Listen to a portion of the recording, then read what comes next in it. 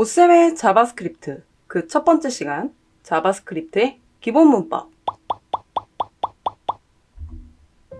자바스크립트는 HTML, CSS에 비해서 문법이 많은 언어예요. 그래서들 다 많이 어려워하는 거죠. 그렇기 때문에 차근차근 기초부터 잘 쌓는 것이 중요하겠죠? 설레끼도 한 걸음부터. 그래서 준비했습니다. 자바스크립트 기본 문법. 안녕하세요, 오쌤입니다.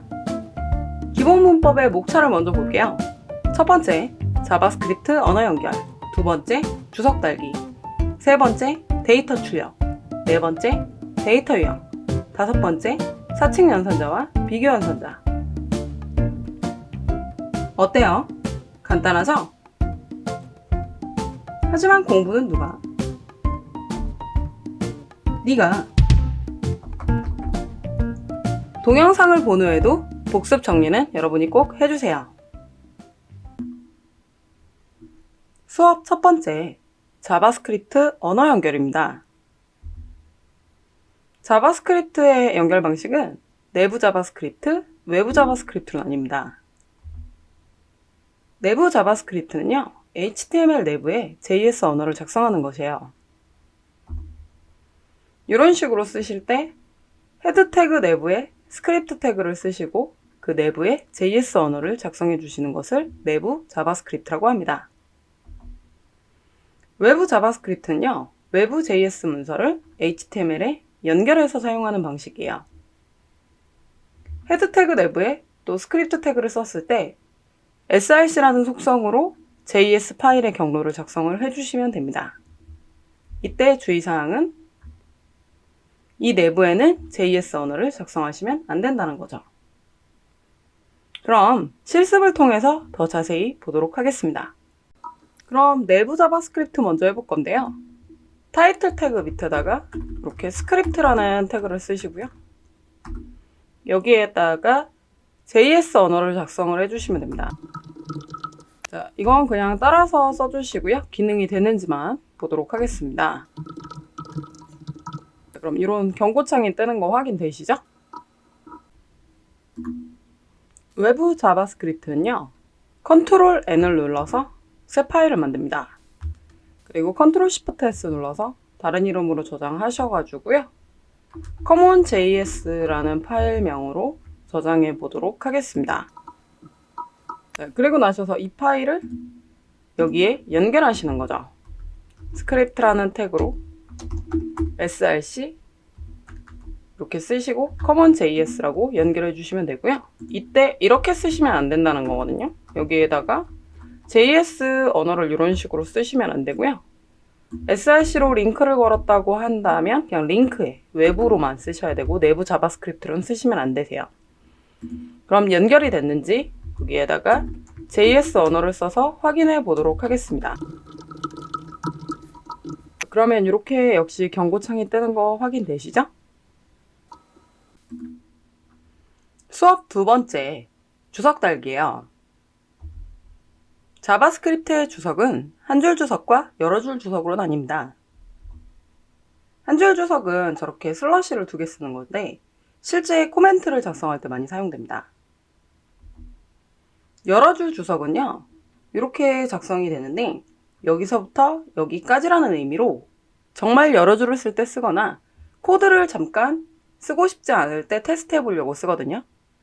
무슨 의미인지 잘 이해가 안 가실 것 같아서 직접 실습으로 보여드리도록 하겠습니다. 일단 HTML 주석 먼저 볼게요. Alt Shift A 누르면 해당 언어에 대한 주석이 나오죠. 그래서 이건 HTML 주석입니다. 그리고 스타일 태그 내부에다가 CSS 주석 Alt Shift A를 누르시면 저런 주석이 나오는 거죠. 이건 CSS 주석이었거든요. 근데 이 주석들을 보면요, 시작부터 종료까지 있어서 주석을 좀 막아주는 거죠. 이쪽도 마찬가지죠. 여기서부터 여기까지 주석을 달겠다, 그런 의미거든요.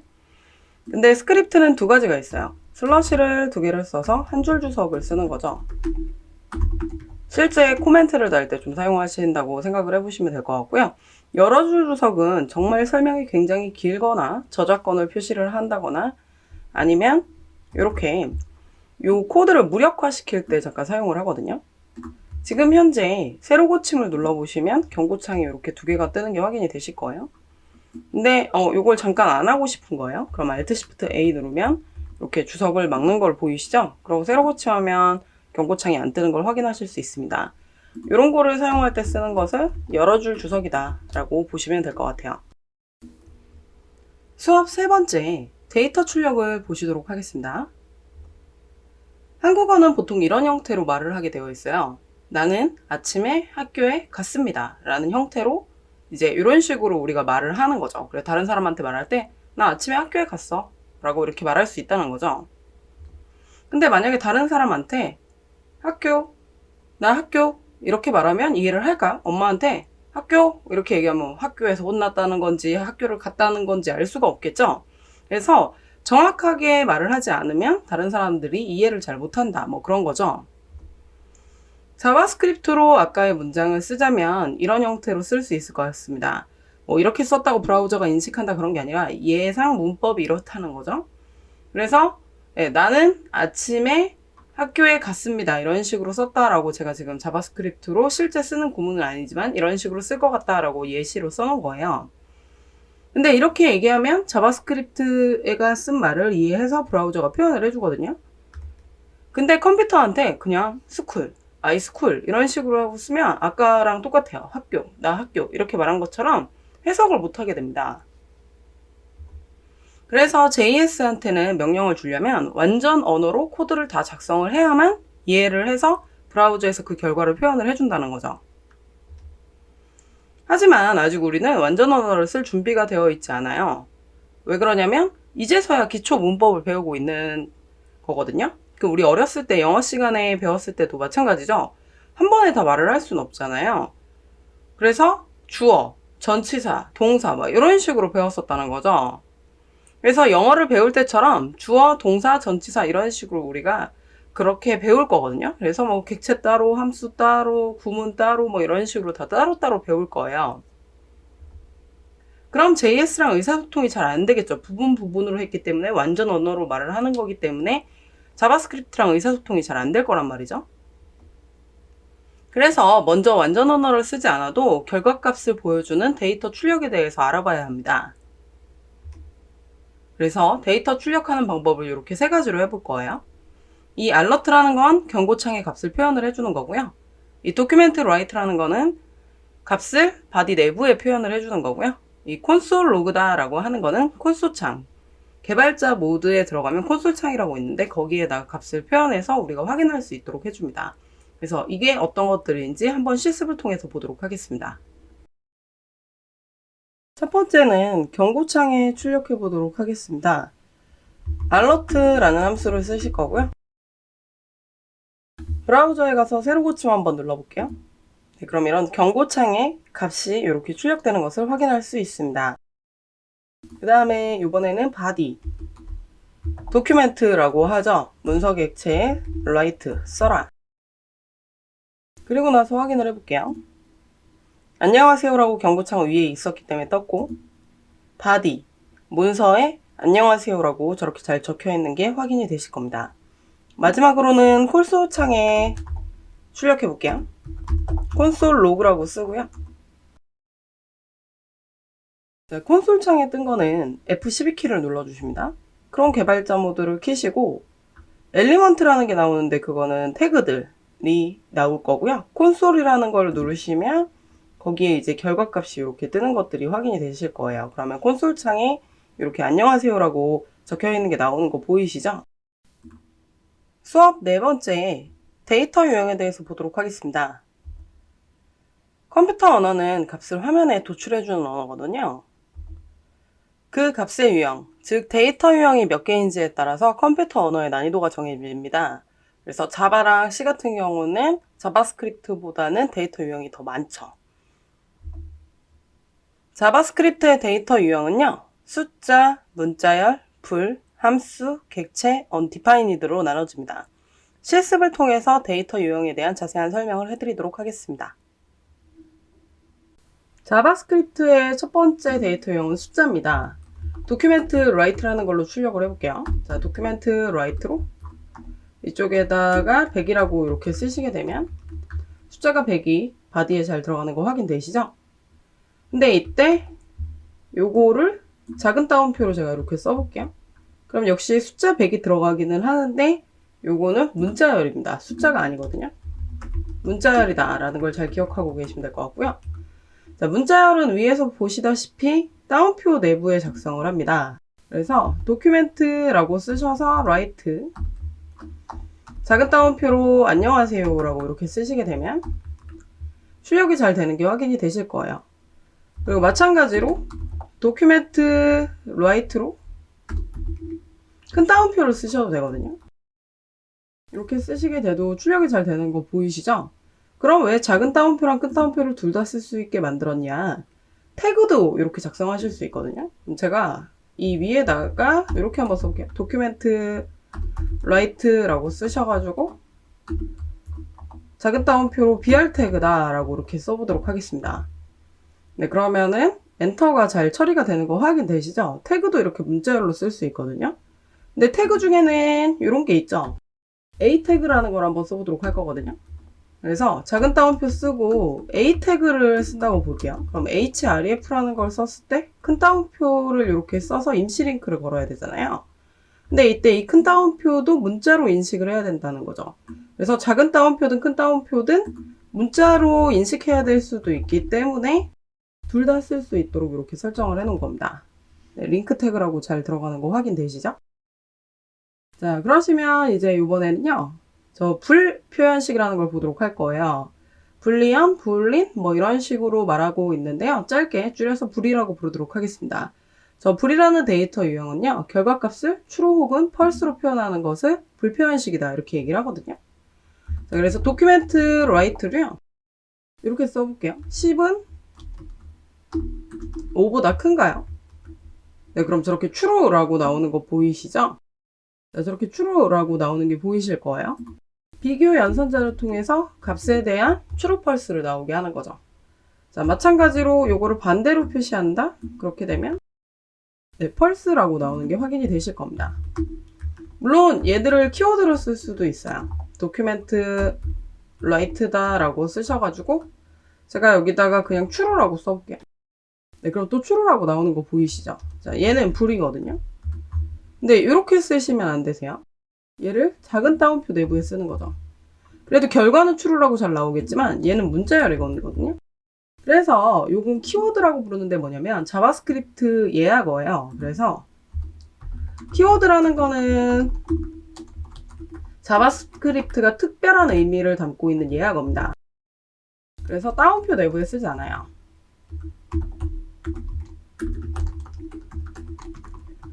근데 이렇게 따옴표 내부에 쓴다? 그럼 얘는 TRUE라고 컴퓨터가 인식하지 특별한 의미로 맞다, 틀리다 이렇게 인식을 하지는 않는다는 거죠.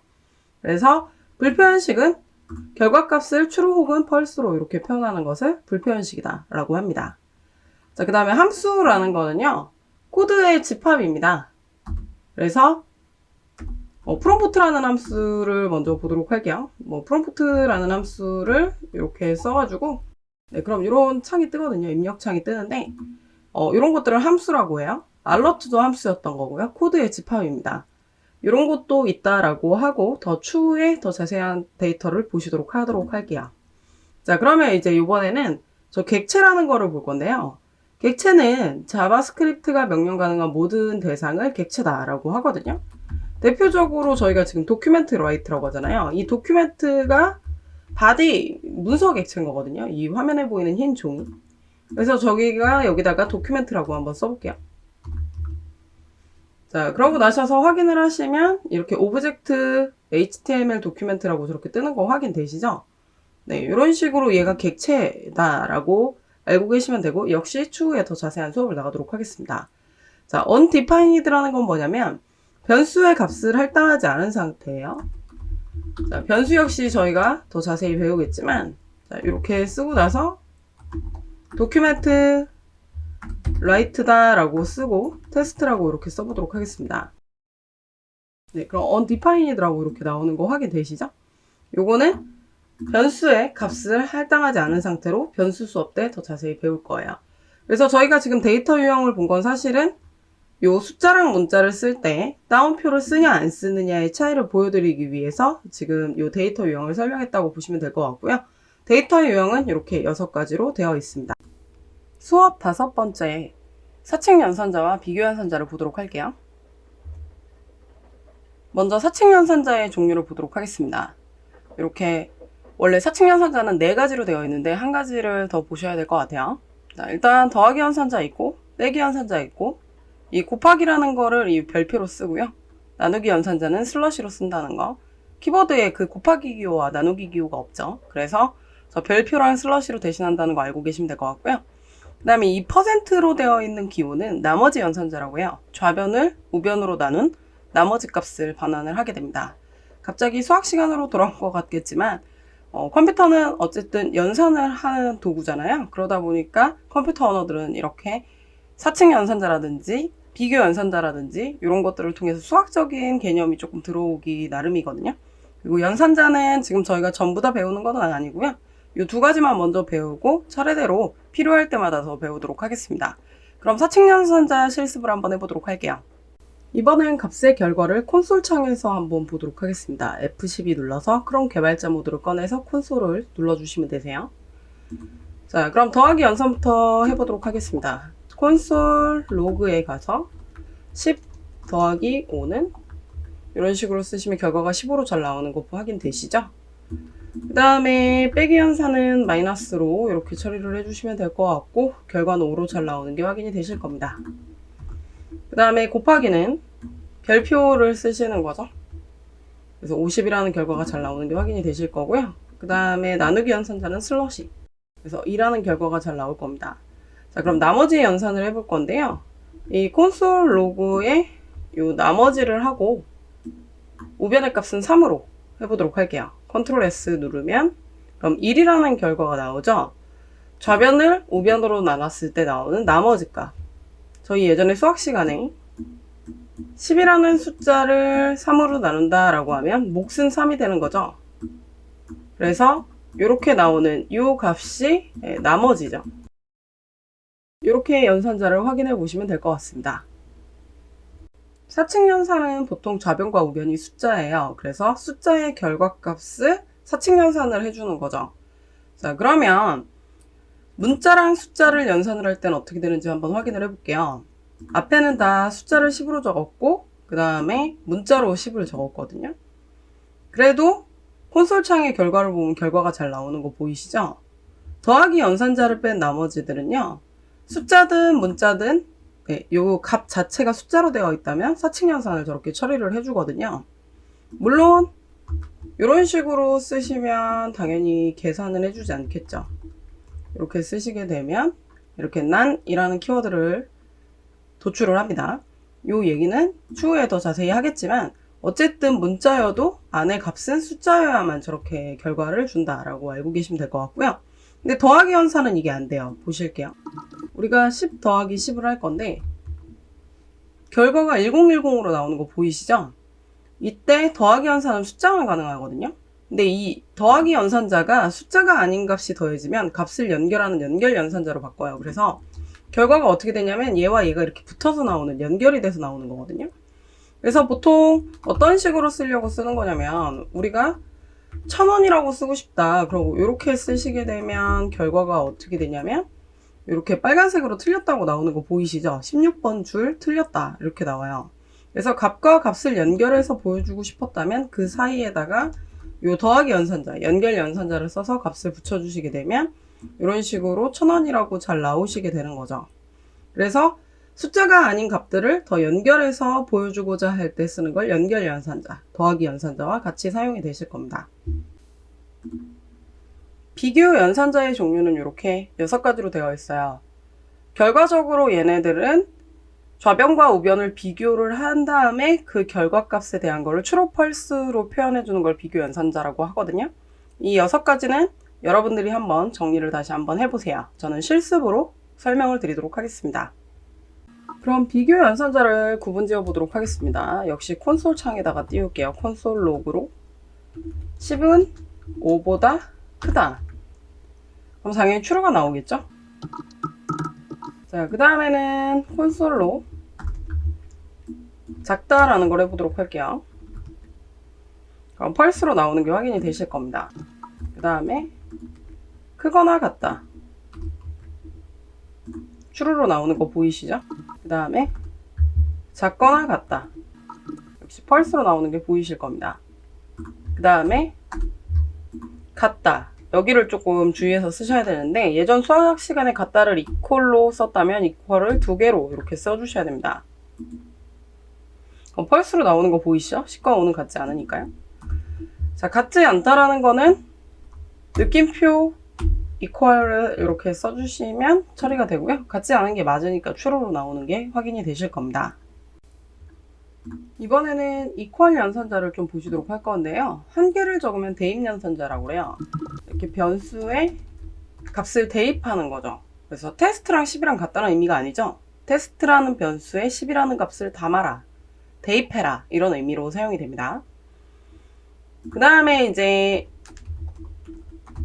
항등 연산자는 값이 같은지를 확인을 하잖아요. 당연히 이렇게 적는다고 한다면 이렇게 true가 나올 거예요. 그리고 Alt Shift 아래 방향키 이렇게 누르면 작은 따옴표로 문자로 처리를 해보도록 하겠습니다. 그럼 true라고 나오는 거 보이시죠? 이때 또 equal을 3개 쓸 수 있는 완전 항등 연산자라고 있거든요. 그래서 equal을 이렇게 3개 써볼게요. 그럼 어떻게 되시냐면 마지막 게 펄스로 나오는 거 보이시죠? 항등 연산자 equal을 2개를 썼을 때는 데이터 유형이 달라도 true예요.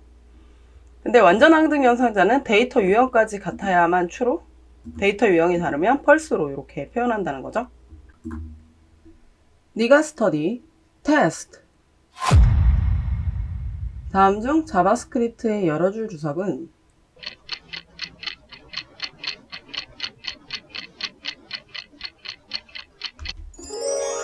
정답은 2번입니다. 자바스크립트 여러 줄 주석은 슬러시 별표, 별표 슬러시로 되어 있는 게 여러 줄 주석이죠. 2번 문제.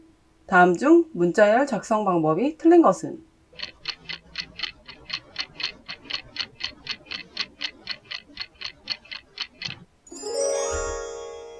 정답은 4번입니다. 작은 따옴표로 시작하면 작은 따옴표로 종료돼야 되고 큰 따옴표로 시작하면 큰 따옴표로 종료돼야 되거든요. 근데 여기 지금 보시면 4번은 작은 따옴표로 시작해서 큰 따옴표로 됐죠. 내부에 이렇게 쓰시는 거는 상관이 없는데 이렇게 작성하시면 틀리게 됩니다. 3번 문제. 다음 중 나머지를 구하는 연산자는?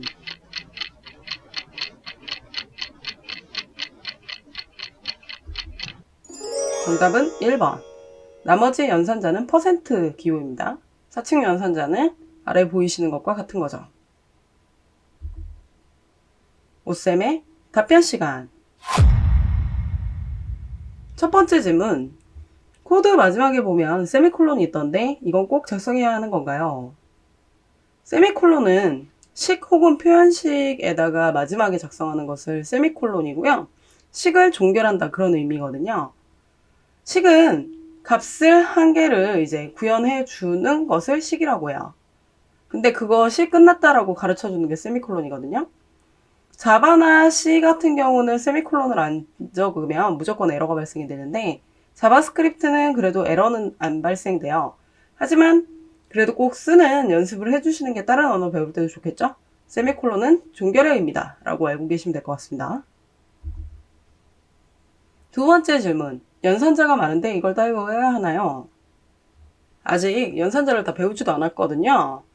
그리고 연산자든 구문이든 다 외우고 있어야 코드를 더 빨리 작성하겠죠. 초반에는 외우기 어렵다면 여러분이 스스로 정리해 놓은 파일들을 보면서 찾아보면서 하시면 되겠지만 결과적으로는 다 외워야 코딩을 빠르게 할 수 있습니다. 제가 준비한 수업 내용은 여기까지입니다. Next Level JS 변수. 공부는 누가? 네가. 오쌤의 네가 스터디. 저희 다음 시간에 봬요.